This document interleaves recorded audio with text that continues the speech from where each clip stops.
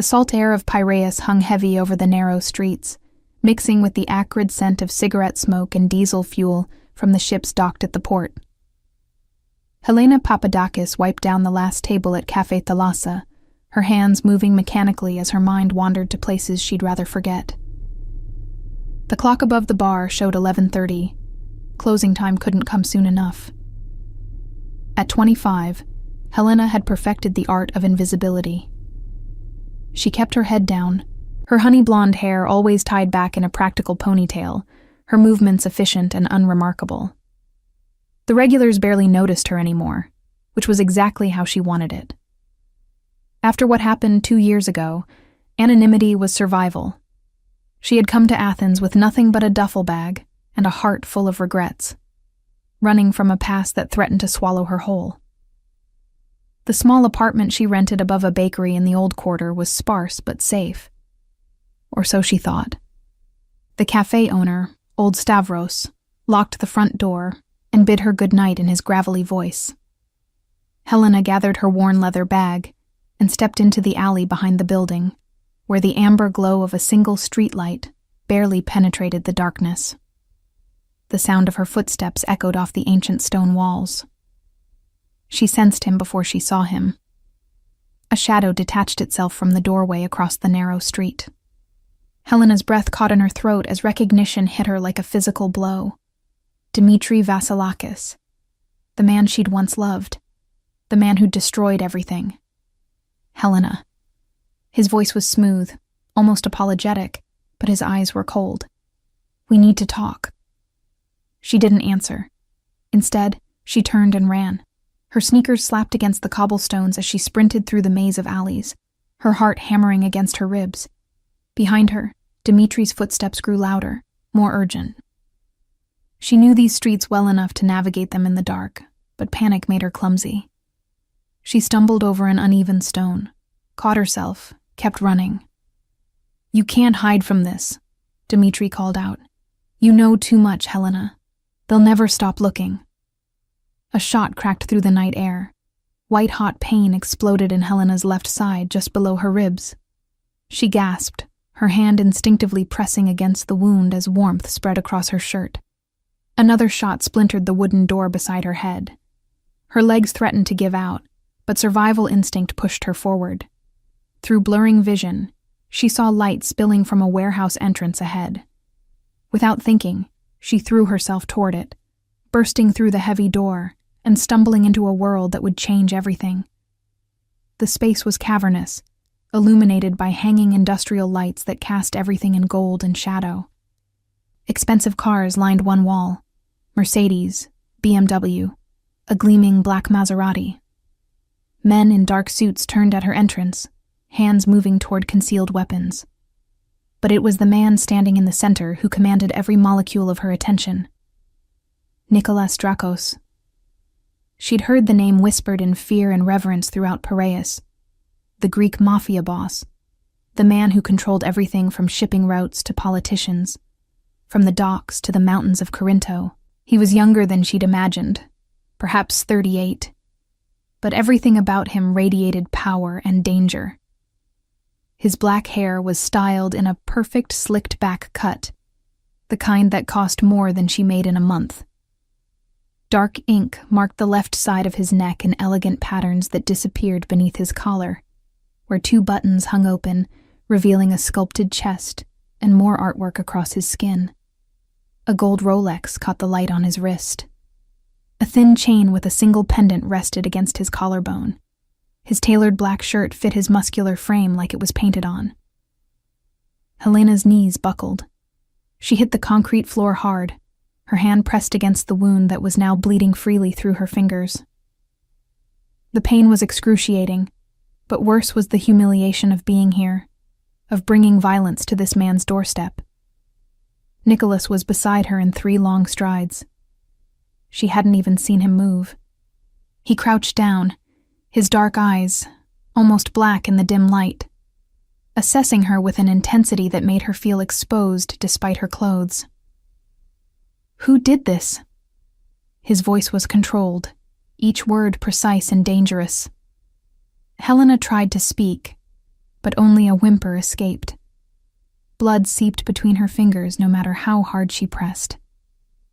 "Get Andreas," Nicholas barked to someone behind him, never taking his eyes off her. "And lock down the perimeter." Someone followed her here. His hand moved to cover hers, applying firm pressure to the wound. The pain made her vision swim, but his touch was surprisingly gentle despite the strength in those fingers. "Look at me," he commanded softly. When she didn't respond immediately, his other hand cupped her jaw, forcing her gaze to meet his. "Look. At. Me." Helena's brown eyes locked with his. In that moment, with death whispering in her ear, and this dangerous stranger holding her life in his hands, something passed between them, a recognition neither could name. "Tell me his name," Nicholas ordered, his voice low and absolutely certain. "The man who shot you. Tell me his name, and I'll make sure he never hurts you again." She wanted to. God, she wanted to say Dimitri's name and let this powerful man erase him from existence. But shame choked the words in her throat. Because Dimitri wasn't just some random attacker. He was her mistake. Her ex-boyfriend. The undercover cop she'd fallen in love with, who'd used her connection to people in Piraeus to gather intelligence, who'd betrayed her trust so completely that she'd had to flee her entire life. And now he'd found her. And he'd led violence straight to Nicholas Drakos' door. "I can't," she whispered, tears mixing with the sweat on her face. "I'm sorry. I can't." Something flickered in Nicholas's eyes. Not anger, but curiosity. Maybe even understanding. A man approached with a medical kit, but Nicholas waved him back for a moment. "You will tell me," he said, not as a threat, but as a simple fact. "When you're ready, you will tell me everything. But first, we keep you alive." He lifted her as if she weighed nothing, cradling her against his chest as he strode toward a back room. Helena's head fell against his shoulder, her consciousness fading at the edges. The last thing she registered before darkness claimed her was the scent of expensive cologne and gunpowder, and the steady rhythm of his heartbeat beneath her cheek. In that warehouse in Piraeus, as the Greek Mafia Boss carried a bleeding stranger to safety, neither of them knew that a single bullet had just set in motion a love story that would reshape both their worlds. Helena woke to white walls and the antiseptic smell of medical supplies. Pain radiated from her side in waves, but it was manageable, nothing like the searing agony she remembered. She tried to sit up and immediately regretted it. "Don't move." The voice came from the corner of the room. Nicholas sat in a leather chair, one ankle crossed over his knee, watching her with those penetrating dark eyes. He'd changed clothes, now wearing a charcoal gray suit with the jacket draped over the chairback, his white shirt still open at the collar, revealing the intricate inkwork that seemed to flow like water across his skin. "Where am I?" Her voice came out hoarse. "Somewhere safe." He stood and approached the bed, his movements fluid and controlled. Andreas removed the bullet. "You were lucky. It missed anything vital. You'll be sore for a while, but you'll live." Helena closed her eyes. Lucky. She'd never felt less lucky in her entire life. "You still haven't told me his name."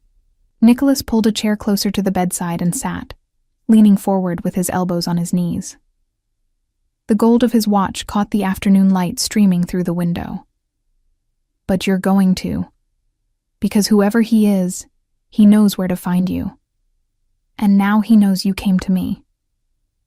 "You don't understand," Helena said, her voice breaking. "This is my fault. All of it. I brought this to your door. I should leave before." "Before what? Before he finishes what he started?" Nicholas's jaw tightened. "You're not leaving. Not until I know what I'm dealing with." She studied his face, the sharp angles, the full lips that seemed built for cruelty, but held a surprising softness at the edges, the shadow of stubble that made him look both dangerous and devastatingly handsome, His hair remained perfectly styled despite the hours that must have passed. Everything about him screamed wealth, power, control. "Dmitri Vasilakis," she finally whispered. "His name is Dmitri Vasilakis." Nicholas went very still. The police informant. It wasn't a question. Helena's stomach dropped. "You know him?" "I know of him." Nicholas stood abruptly, pulling his phone from his pocket and walking to the window. "He's been trying to infiltrate my organization for 2 years. We've lost 3 shipments and had 2 of my men arrested because of information he fed to the authorities." He turned back to her, and now there was steel in his gaze. "Tell me everything." So she did. The words tumbled out. How she'd met Dmitri 3 years ago at a bar in Kolonaki. How he'd courted her with flowers and poetry. How he'd slowly, carefully extracted information about the people she knew, the neighborhood connections her late father had maintained. She'd been naive, desperate for love after losing both parents within a year of each other. She hadn't realized she was being used until it was too late. "When I found out what he really was, I confronted him," Helena continued, her hands twisting the blanket. "He told me if I said anything to anyone, he'd make sure I went to prison as an accessory. He had recordings of our conversations, photos of me with people he claimed were criminals. I didn't know who to trust, so I ran.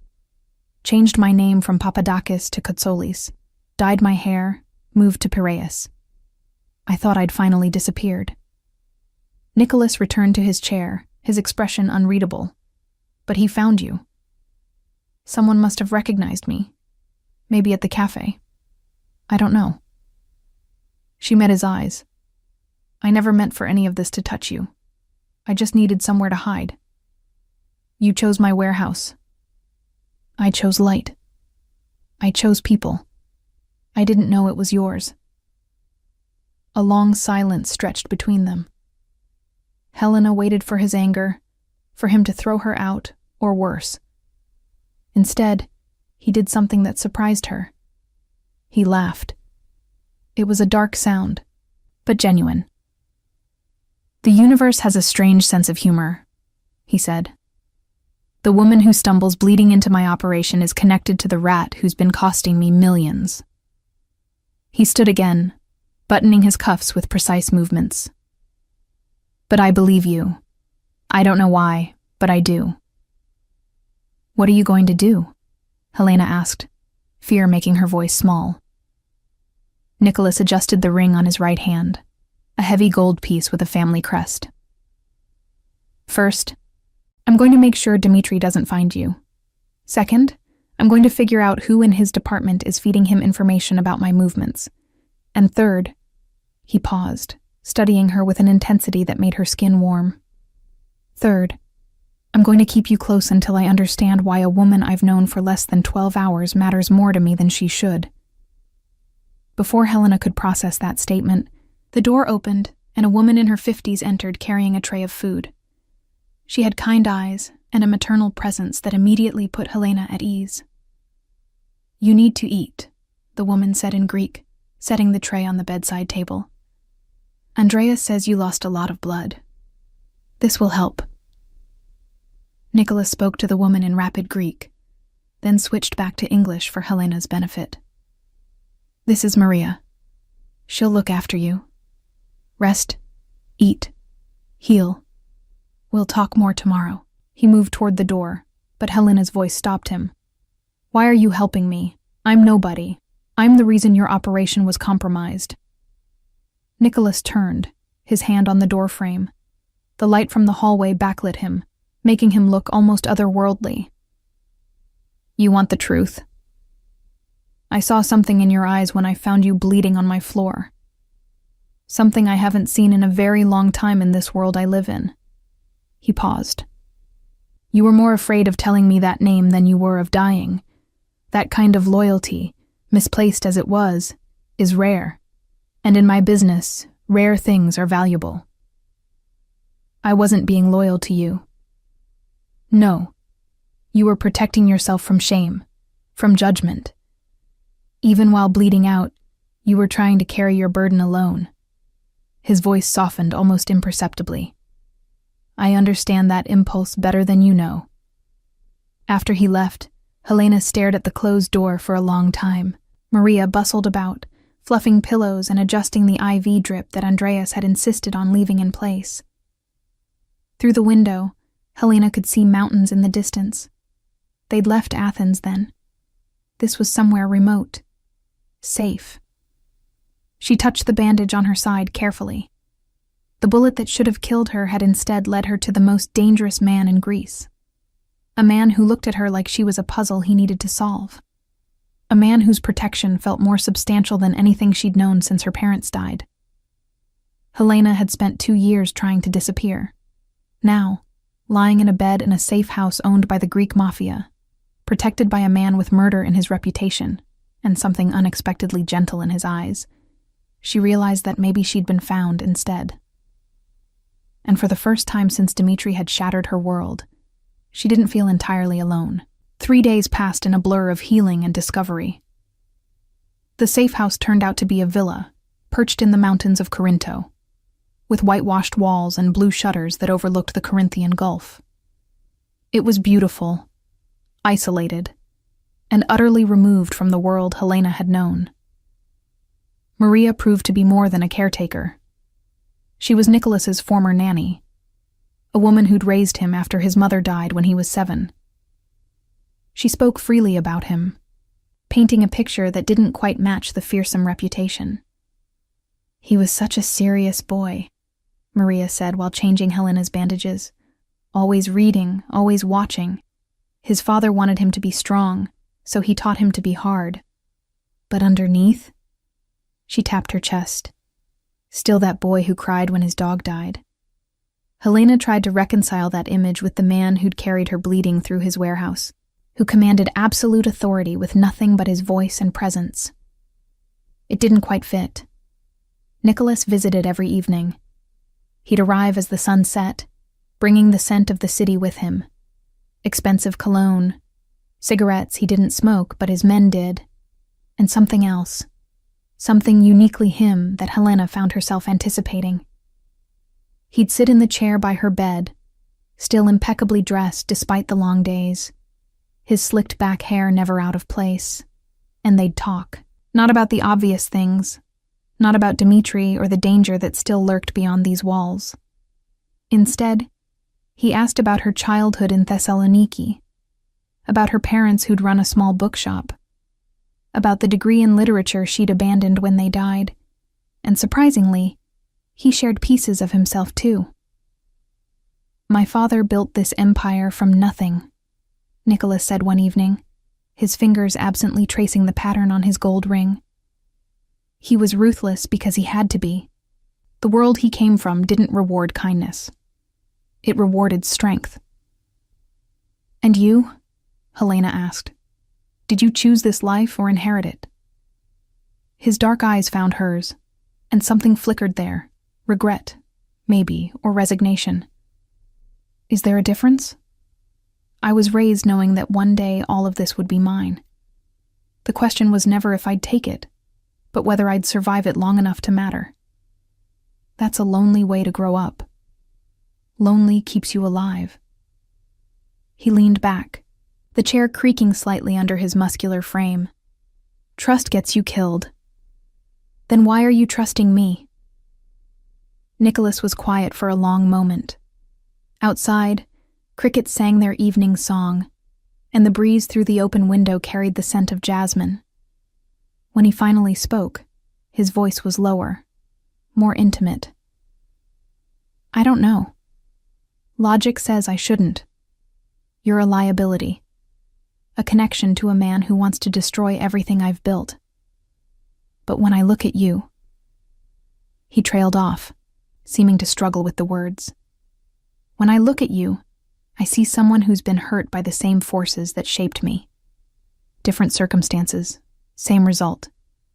You understand what it means to survive when the world wants you broken. Helena's breath caught.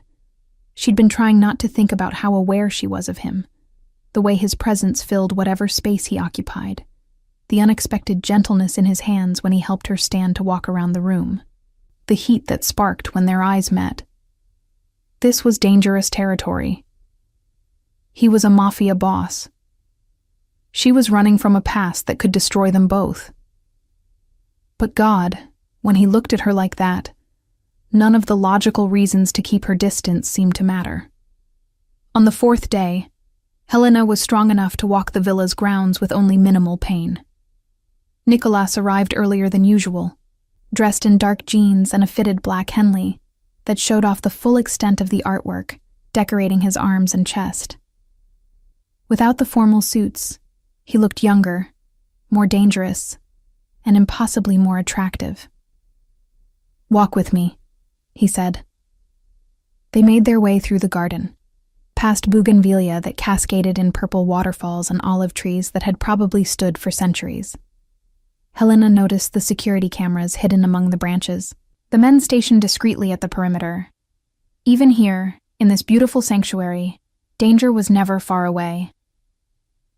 "I've found Dmitri," Nicholas said without preamble. Helena stopped walking. "Where?" "Still in Athens. He's been looking for you, asking questions in Piraeus. Getting sloppy, actually. Desperate." Nicholas turned to face her, his hands in his pockets. "My sources say he's in trouble with his handlers. The information he provided about my organization has dried up since you disappeared. They think he's lost his edge." "Because I was his edge," Helena said bitterly. "I was how he got close to people. Yes, and now he needs you back, either to use you again or to eliminate you as a loose end." Nicholas's jaw tightened. "I won't let either happen." "How can you stop him? He's a cop. He has resources, protection. And I have something he doesn't." Nicholas stepped closer, close enough that Helena had to tilt her head back to maintain eye contact. "I have you, and I know how to protect what's mine." The possessiveness in his voice should have frightened her. Instead, it sent warmth flooding through her chest. "I'm not yours." "Aren't you?" His hand came up to cup her cheek, his thumb brushing across her lower lip with devastating gentleness. "You've been here 4 days. You could have asked to leave, could have demanded I take you to a hospital, to the police, anywhere else. But you stayed. Why?" Helena couldn't answer. Because the truth was terrifying. She'd stayed because here, in this villa with this dangerous man, she felt safer than she had in years. Because when he looked at her, she felt seen in a way that had nothing to do with the information she could provide or the connections she could offer. Because somewhere in the last 4 days, Nicholas Drakos had stopped being the Greek Mafia Boss and had become simply Nicholas, the man who brought her tea exactly how she liked it, who listened to her talk about books with genuine interest, who smiled when he thought she wasn't looking. "I stayed because you make me feel like I matter," she finally whispered. Something raw and unguarded flashed across his features. His hand slid from her cheek to the back of her neck, his fingers tangling in her hair. "You do matter. More than you should. More than is wise." He leaned closer, his breath warm against her lips. "I've killed men for less reason than what Dmitri did to you. I should want you here only to use as bait, to draw him out and end this. But instead, all I can think about is keeping you safe, keeping you here, keeping you." Nicholas. Whatever she meant to say was cut off by his lips on hers. The kiss was electric, consuming, filled with weeks of tension compressed into days. His mouth moved against hers with practiced skill, but underlying hunger, and Helena found herself pressing closer despite the pull of her healing wound. His other arm wrapped around her waist, careful of her injury, but firm enough to eliminate any space between them. When they finally broke apart, both breathing hard, Nicholas rested his forehead against hers. "This is a mistake," he said roughly. "You should be terrified of me." "I know." Helena's hands had found their way to his chest, feeling the rapid beat of his heart beneath her palms. "But I'm not," Should I be? He pulled back enough to meet her eyes. I've done terrible things, Helena. I've ordered deaths. I've hurt people. The man you're kissing is not a good man. And the man who sat by my bed every night, who makes sure Maria brings me books to read, who looks at me like I'm something precious. She held his gaze. Is he a good man? He's trying to be, for you. Which might be the most dangerous thing of all.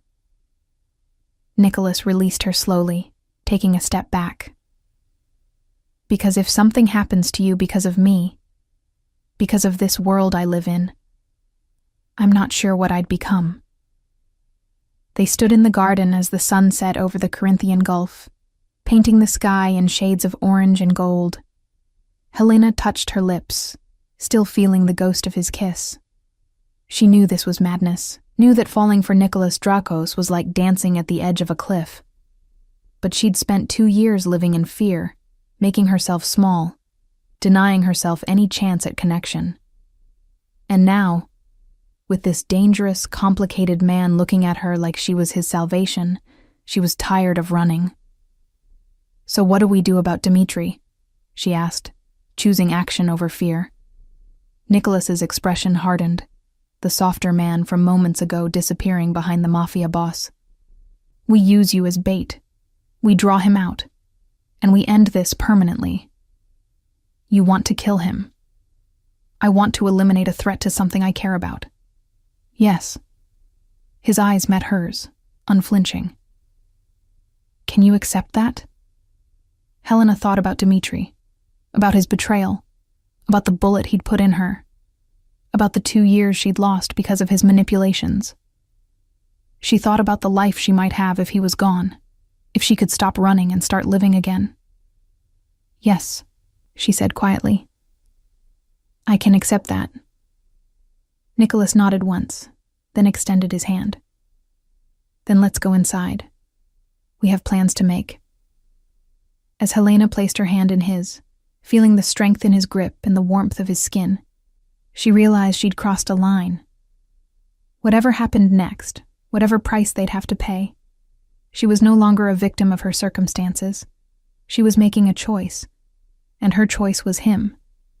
The plan was elegant in its simplicity and terrifying in its execution. They would let word slip through carefully selected channels that Helena was alive and willing to meet Dmitri, that she had information he needed, that she wanted to trade her silence for her freedom. The meeting would take place at an abandoned warehouse near the port in Piraeus, a location Dmitri would believe he could control, but it would be Nicholas's territory all along.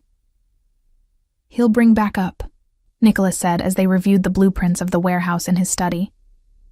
3 other men stood around the table: Andreas, who'd removed her bullet, Stavros, Nicholas's second-in-command, and Theo, his head of security. All of them studied Helena with a mixture of skepticism and grudging respect. He won't trust that you're alone, even if you tell him you are, Andreas added, pointing to several positions on the map. He'll have men positioned here, and probably a sniper on this rooftop. So we position ours first, Nicholas said, his voice calm and authoritative.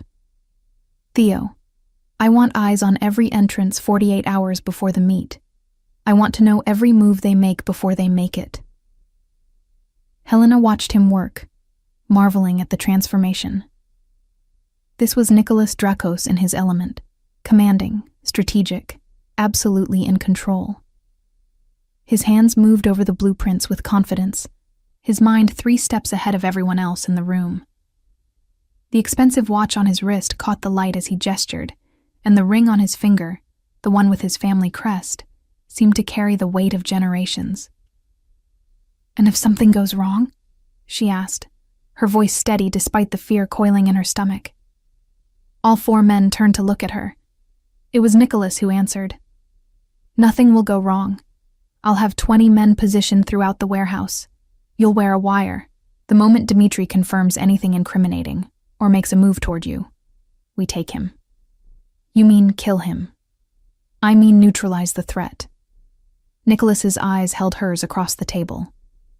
You don't need to be in the room when that happens. The moment we have what we need, Theo will get you out." "No." Helena straightened her shoulders, ignoring the twinge from her still healing wound. "I stay until it's done. He shot me. He used me. He gets to see that I survived him." Stavros let out a low whistle. "She's got fire, boss. I like her." "Everyone out," Nicholas said quietly.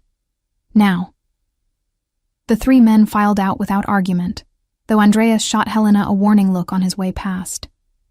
When the door closed, Nicholas remained standing on the opposite side of the desk, his hands braced against the polished wood. "You don't understand what you're asking," he said, his voice low and dangerous. "When we move on Dmitri, it won't be clean. It won't be quick. You don't need to see what I'm capable of when someone threatens what's mine." "I'm not fragile, Nicholas." Helena moved around the desk until she stood directly in front of him. "I'm not some porcelain doll that needs to be protected from reality. I know what you are, what you do, and I'm choosing to be here anyway." His jaw clenched. "You think you know. But knowing and seeing are different things. I've watched men who thought they were prepared fall apart when confronted with violence. I watched my father die," Helena interrupted, her voice sharp. "Cancer ate him alive over 18 months. I held his hand while he screamed in pain, while the morphine stopped working, while he begged for death. I know what suffering looks like. I know what it means to keep standing when everything in you wants to break." She stepped closer. "Don't you dare patronize me by assuming I can't handle this." Something shifted in Nicholas's expression. Surprise, maybe, or recognition. He reached out, his hand cupping her face with that devastating gentleness that seemed at odds with everything else about him. "I'm not trying to protect you because I think you're weak. I'm trying to protect you because if something happens to you, I won't be the man you think I am anymore. I'll be the monster everyone says I am." Helena leaned into his touch. "Then make sure nothing happens to me." He kissed her then, harder than before, with an edge of desperation that spoke to the fear they were both trying to ignore. His hands moved to her waist, lifting her onto the desk, and Helena wrapped her legs around him, needing him closer, needing to feel alive in the face of the violence they were planning. "Helena?" He breathed against her neck, his lips tracing the line of her jaw. "If we do this, if we go through with this plan, there's no going back. You'll be tied to me, to this life, forever." "I know." She threaded her fingers through his perfectly styled hair, finally disrupting those slicked-back strands. "I'm not asking to go back. I'm asking to move forward. With you." They made love there in his study, with the blueprints of their dangerous plans spread beneath them, with the weight of tomorrow pressing down but pushed aside for these stolen moments. Nicholas was surprisingly tender, mindful of her healing wound, his touches reverent despite the hunger between them. And Helena discovered that surrendering to this man, this dangerous, complicated, unexpectedly gentle man, felt less like falling and more like finally finding solid ground. Afterward, as they lay tangled together on the leather couch, Helena traced the ink on his chest, elaborate designs that incorporated Greek symbols and family crests, each one telling a story he'd never fully explained. "Tell me about these," she said softly. Nicholas's fingers were drawing lazy patterns on her bare shoulder. "The omega here," he touched his left pectoral, "represents the end and the beginning. My father gave me this empire at the end of his life, and it became the beginning of mine."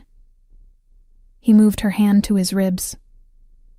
"This is the Dracos family crest, my grandfather's symbol. A dragon coiled around a sword, power through strength. And this?" Helena touched a smaller design over his heart, a single olive branch.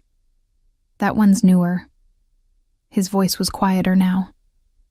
"I got it after my last relationship ended, a reminder that even in war, there should be room for peace, for something gentler." He pulled her closer. I never thought I'd find it until you stumbled bleeding into my warehouse." "I'm not gentle," Helena protested. "No, you're strong. There's a difference." He tilted her face up to kiss her forehead. "Gentleness requires strength. The weak can't afford to be gentle." 2 days later, as Helena prepared for the meeting with Dmitri, she replayed those words in her mind. She dressed in simple clothes, jeans and a dark sweater, and tried not to think about the vest Theo insisted she wear beneath it. Tried not to think about the wire taped to her skin, or the small earpiece hidden in her ear. Nicholas found her in her room, staring at herself in the mirror. He stood behind her, his hands on her shoulders, and they looked at their reflections together. "You don't have to do this," he said one more time. "Yes, I do." Helena turned to face him. "For both of us." He kissed her with a tenderness that felt like goodbye, though neither of them said the word. "Stay near Theo. The moment anything feels wrong, you run. You don't wait for my signal. You don't try to be brave. You run, and you let us handle it. Promise me." "I promise." It was a lie, and they both knew it. But sometimes love meant accepting the lies we tell to keep each other sane. As they drove toward Piraeus in separate cars, Helena with Theo, Nicholas with his men, the sun was setting over the Corinthian Gulf one more time, painting the sky in the same oranges and golds as that evening in the garden when they'd first kissed. Helena watched it from the window and thought about beginnings and endings, about omega symbols and olive branches, about the strange path that had led a bookshop owner's daughter into the arms of the Greek Mafia. The warehouse came into view, dark and looming against the twilight sky. Somewhere inside, Dmitri was waiting. And somewhere in the shadows, Nicholas was positioning his pieces for endgame. Helena touched the bandage still covering her wound beneath the bulletproof vest. The bullet that should have killed her had instead led her here, to this moment, this choice, this dangerous love that defied every logical reason to walk away. She stepped out of the car into the cooling evening air. Theo moved beside her, his hand near his concealed weapon. And as Helena walked toward the warehouse entrance, she realized she wasn't afraid. She was ready for this to end. The warehouse was exactly as the blueprints had shown, a cavernous space filled with shipping containers and shadows, lit by industrial lights that created pools of amber illumination, broken by stretches of darkness. Helena's footsteps echoed on the concrete as she walked deeper inside, her heart hammering but her expression calm. "Helena." Dimitri's voice came from somewhere to her left, and then he stepped into the light. He looked different from her memories, thinner, with shadows under his eyes and a desperate edge to his movements. He wore a leather jacket and jeans, trying to look casual, but she could see the bulge of a weapon at his hip. Behind him, 2 other men emerged from the shadows. Not cops, hired muscle. He'd come outside official channels. That was the first sign that Nicholas had been right. Dmitri was desperate, acting on his own. "You look well," Dmitri said, his eyes scanning her body with clinical assessment. "I heard you were dead." "You heard wrong." Helena stopped about 20 feet away, keeping distance between them as Theo had instructed. "You're a terrible shot." A flash of anger crossed his features. "You shouldn't have run. You made everything so much more complicated." "Complicated?" Helena's voice rose despite her attempts to stay calm. "You shot me, Dmitri. You used me, lied to me, threatened me, and then tried to kill me. How was I supposed to make that simple?" "By understanding this was bigger than you, bigger than us." He took a step forward, and Helena heard the crackle in her earpiece, Nicholas's voice, barely a whisper. "Hold position. Let him talk." "I needed you," Dmitri continued, his voice taking on that persuasive tone she remembered from their relationship. "The information you had access to, the connections through your father's old friends. It was crucial for taking down some very dangerous people. But you got emotional. You made it personal. You made it personal when you lied about loving me. Did I? He smiled, and it was cruel. Are you sure? Maybe I did love you, Helena. Maybe I still do. Maybe that's why I'm giving you this chance to fix what you broke. In her ear, Nicholas's voice came again, harder this time. Get him to admit to the shooting, on record. A chance to fix it? Helena kept her voice steady. You shot me, Dimitri. 2 weeks ago, outside Café Thalassa. You tried to murder me. I was trying to protect you. Dimitri spread his hands. You were getting too close to dangerous people. I followed you that night to warn you, and when you ran, I panicked. The shot was meant to stop you, not kill you. Bullshit. The word came out before she could stop it. You aimed for center mass. If you hadn't turned, we wouldn't be here. He took another step forward. But we are. And now you're going to tell me everything you know about Nicholas Drakos and his organization. You're going to give me what I need to finally bring him down. Behind the containers to her right, Helena sensed rather than saw movement. Nicholas's men getting into position. But Dimitri's men sensed it too. The 2 muscle-bound guys flanking him drew their weapons. Who's here with you? Dimitri demanded, his own hand moving toward his gun. Nobody, Helena lied, even as Theo materialized from the shadows, his weapon drawn. Drop it, Theo commanded. All of you, drop your weapons now. Everything happened at once. Dimitri's men opened fire. Theo shoved Helena behind a container, his body blocking hers as bullets pinged off metal. More of Nicholas's men emerged from the shadows, returning fire. The warehouse exploded into chaos, muzzle flashes in the darkness, the deafening crack of gunshots, shouts in Greek and English. Helena pressed herself against the cold metal of the container, her hands over her ears. This was what Nicholas had tried to spare her from, the reality of violence, the absolute mayhem of life and death happening in split seconds. Someone screamed. Glass shattered. The acrid smell of gunpowder filled the air. Then she saw him. Nicholas, moving through the chaos like a dark angel, his weapon drawn, but his focus absolute. His eyes found hers across the warehouse, and even in the middle of the firefight, she saw the fear there. Fear for her, because of her. And she saw Dimitri see him too. You're with him? Dimitri's voice was incredulous, betrayed, as if he had any right to that emotion. He was crouched behind a container 15 feet away, his weapon raised. You're with Drakos? After everything I told you about him, about what he is?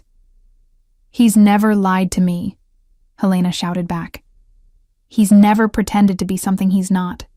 He's a killer. So are you. She didn't know where the courage came from, but suddenly Helena was standing, stepping out from behind the container despite Theo's protests. You shot me. You would have killed me. Don't talk to me about morality when you've destroyed everything you touched. Dimitri's face twisted with rage. He raised his weapon, pointing it directly at Helena. You stupid bitch. You've ruined everything. Everything. Time seemed to slow. Helena saw Dimitri's finger tighten on the trigger. Saw Nicholas turning, his own weapon coming up but too far away, too many obstacles between them. Saw the muzzle flash as Dimitri fired. And then Nicholas was there. He'd crossed the impossible distance in seconds, throwing himself in front of Helena as the bullet left Dimitri's gun. The impact spun him around, and Helena watched in horror as blood bloomed across his white shirt, high on his left shoulder. He staggered but didn't fall, his own weapon rising to fire 3 times in rapid succession. Dimitri crumpled, the surprise on his face eternal as he hit the ground. Nicholas! Helena caught him as his knees buckled, her hands immediately pressing against the wound the way his had pressed against hers 2 weeks ago. Blood, so much blood, seeped between her fingers. No, no, no, stay with me. Nicholas, look at me. His dark eyes found hers, and despite the pain etched across his features, he smiled. Told you, he breathed. Can't let anything happen to you.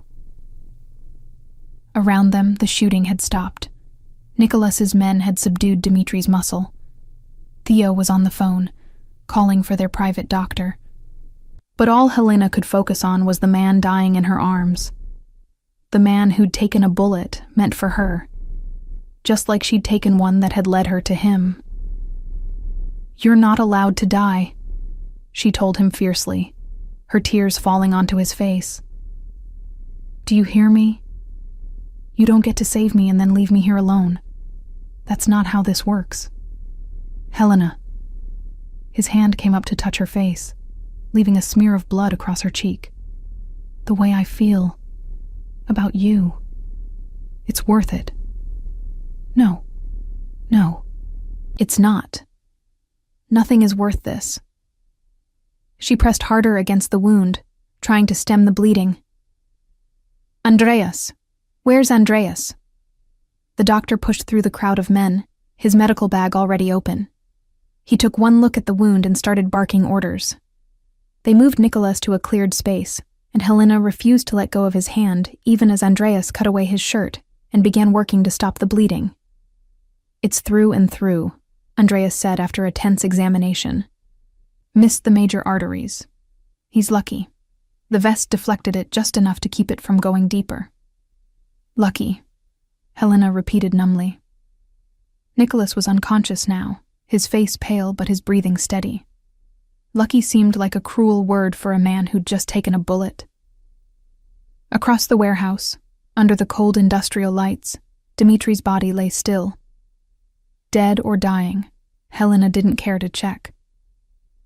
The man who'd haunted her nightmares for 2 years was gone, eliminated by the man who'd become her waking dream. Theo approached, his expression grim. We need to move him, and we need to clean this up. The police will be here soon. Dimitri's handlers will have heard the shots. Helena nodded, still holding Nicholas's hand. Where? Back to the villa. Andreas can work on him there. Theo's hand landed on her shoulder, surprisingly gentle. He'll be okay, Helena. The boss is too stubborn to die. They loaded Nicholas into one of the cars, and Helena climbed in beside him, cradling his head in her lap as they sped through the Athens streets toward the mountains. Andreas worked on him during the drive, establishing an IV, monitoring his vitals, packing the wound. The sun had fully set now, and the city lights streaked past in a blur of gold and white. Helena stroked Nicholas's hair, finally disrupting that perfect slicked-back style completely. His face in repose looked younger, more vulnerable. The tattoos on his chest and arms seemed like war paint now, decorations on a warrior who'd fought and bled for her. I love you, she whispered, not caring if he could hear her or not. I love you, and you don't get to leave me. We had a deal. You were going to keep me safe. Well, I'm safe now, so you need to wake up and see that you succeeded. His eyelids fluttered, and for a moment his dark eyes opened. Did we get him? He's dead. Helena's voice was steady. It's over. Good. His eyes closed again. Stay with me. Always, she promised. I'm not going anywhere. The villa appeared in the distance, lit up like a beacon in the darkness. Maria was waiting at the entrance, her face creased with worry. Together they moved Nicholas to his bedroom, a space Helena had never seen before, all dark wood and masculine elegance, with floor-to-ceiling windows overlooking the Gulf. Andreas spent the next 3 hours working on him, removing the bullet fragments, cleaning and stitching the wound, pumping him full of antibiotics and painkillers. Helena stayed nearby, her hands still stained with his blood, refusing Maria's gentle suggestions that she rest. Finally, near dawn, Andreas straightened from the bed. He's stable. The next 24 hours are critical. but I think he'll pull through. He needs rest, fluids, and monitoring for infection. He looked at Helena. You should sleep too. You're still healing yourself. But Helena just moved to the chair beside Nicholas's bed, the same chair he'd occupied by hers 2 weeks ago, and settled in to keep watch. She took his hand, carefully avoiding the IV lines, and pressed her lips to his knuckles. Outside, the sun began to rise over the Corinthian Gulf, painting the sky in shades of pink and gold. A new day, a new beginning. And Helena sat vigil over the man who'd given up everything to protect her, waiting for him to wake up so she could tell him what she should have said weeks ago. That he'd saved her in ways that had nothing to do with bullets and blood. That he'd given her back her life, her courage, her ability to love without fear. That whatever came next, whatever consequences they'd face for the violence of last night, she'd face them with him. Because the bullet that should have killed him had instead proven what Helena had already known in her heart. That Nicholas Drakos, the Greek Mafia Boss, the man the world feared and judged, was capable of the purest kind of love, the kind worth dying for. And now, as dawn broke over their sanctuary, the kind worth living for too. 4 days passed before Nicholas fully regained consciousness.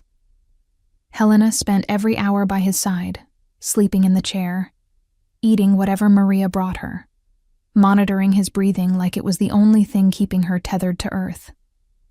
Andreas came twice daily to check the wound, change the dressings, and pronounce him healing well. Stavros and Theo visited to report on the cleanup. Dimitri's death was being ruled self-defense by the authorities, helped by the wire recording that proved his intent to kill, and by certain well-placed officials in Nicholas's network. The other men had disappeared. As far as the world knew, a corrupt cop had died confronting the very criminals he'd been supposedly investigating. Justice, of a sort.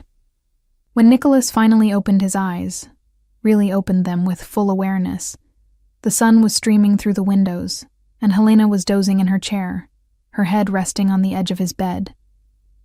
He reached out with his good arm and touched her hair, and she jolted awake. How long? His voice was rough from disuse.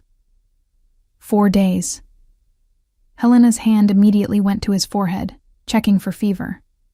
Finding none, she sat back with a shaky exhale. You scared me. Sorry. He tried to sit up and winced. Remind me not to take bullets for beautiful women anymore. Too late. You already have a pattern. But she was smiling through her tears, helping him adjust the pillow so he could recline more comfortably. How do you feel? Like I got shot. He looked down at the bandages covering his shoulder and chest. Andreas says it was clean? Through and through. You were lucky. That word again. Nicholas reached for her hand, threading their fingers together. I don't feel lucky. I feel like an idiot for not positioning myself better, for letting Dimitri get that shot off. You saved my life. You saved mine first. His thumb traced circles on her palm. Fair trade. Helena shook her head. It's not a competition, Nicholas. No, it's not.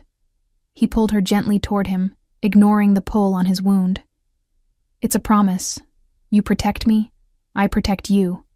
That's how this works now. She let herself be drawn onto the bed beside him, careful not to jostle his injuries.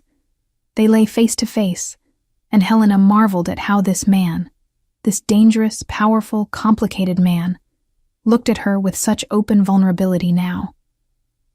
The walls he'd built over a lifetime had crumbled in the 4 days he'd spent healing, with her voice as his constant companion pulling him back from darkness.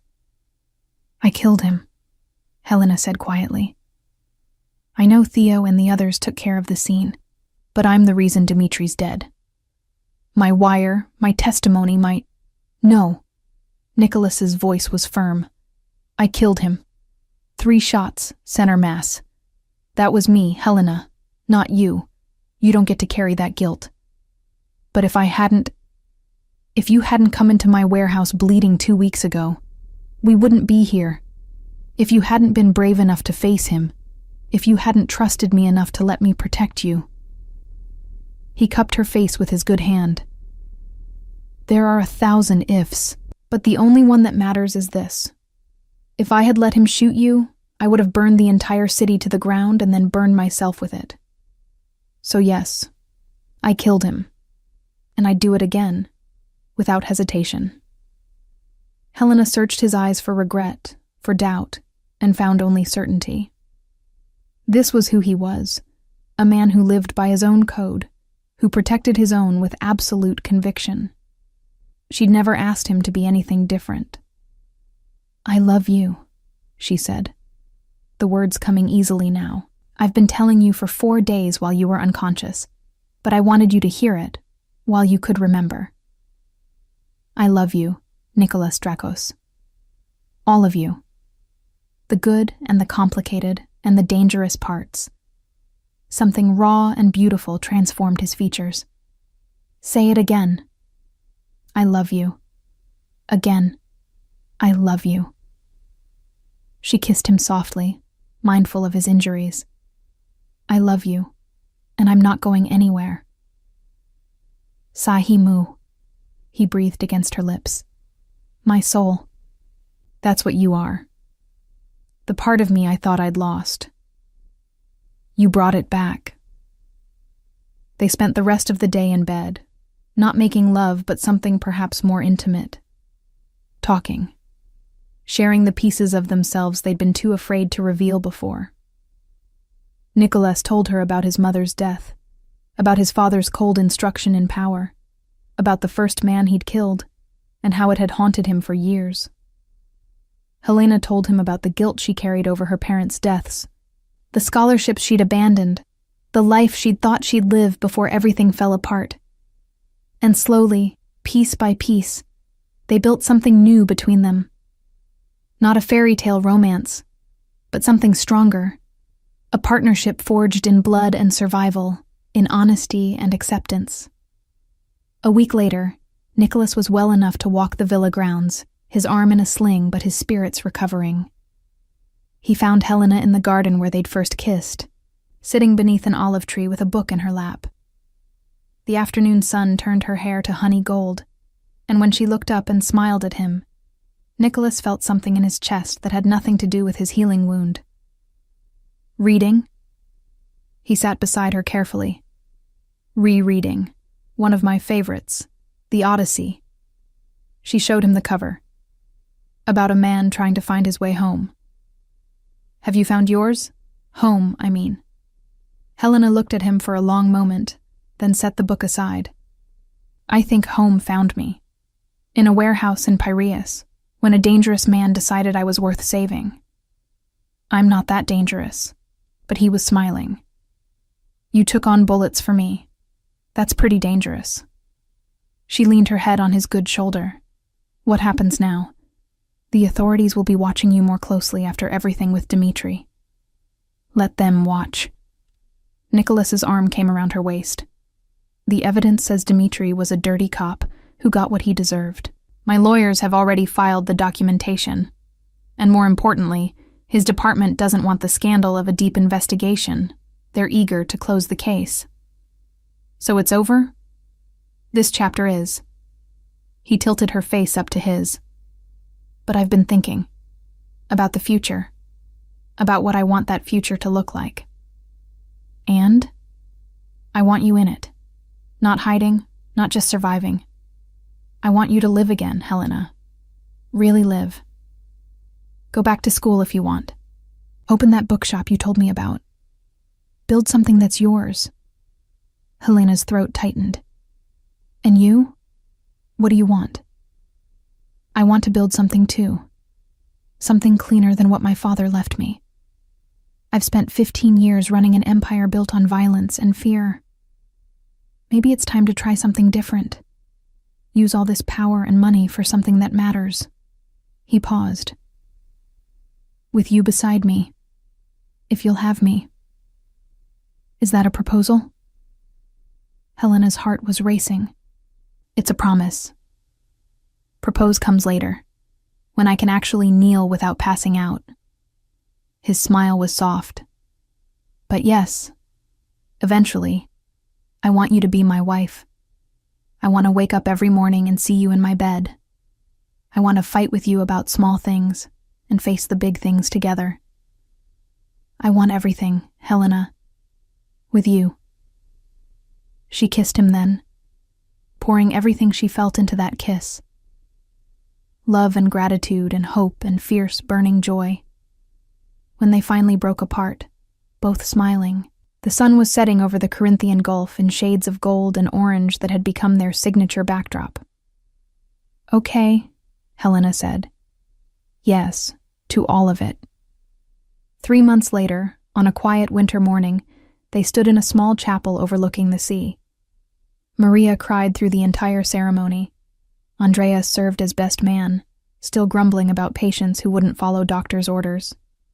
Theo and Stavros provided security that no one needed, because the guest list was deliberately small.